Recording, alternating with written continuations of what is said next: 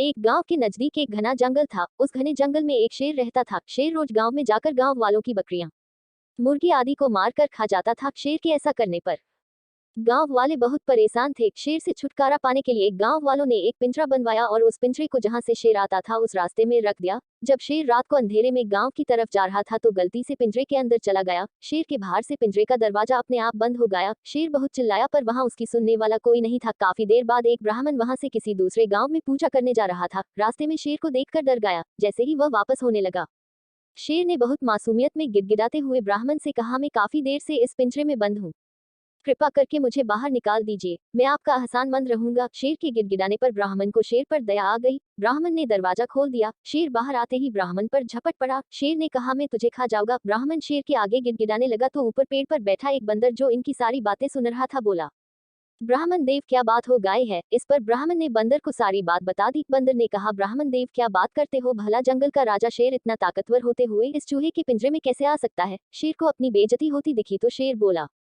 यह ठीक बोल रहा है, मैं काफी देर से इस पिंजरे में था, अगर यकीन नहीं होता है तो मैं फिर से पिंजरे में जाकर दिखा देता हूँ। बंदर ने कहा, पिंजरे में घुसकर तो दिखाओ, मैं भी देखता हूँ आप कैसे इस पिंजरे में आते हैं। जैसे ही शेर दोबारा पिंजरे में गया, पिंजरे का दरवाजा फिर से शेर के बाहर से बंद हो गया। बंदर ने ब्राह्मण से कहा, ब्राह्मण देव अपनी जान बचाए और भाग लीजिए। ब्राह्मण ने बंदर का धन्यवाद किया और वहां से भाग लिया। इस तरह ही बंदर ने अपनी चतुराई से एक ब्राह्मण की जान बचा ली।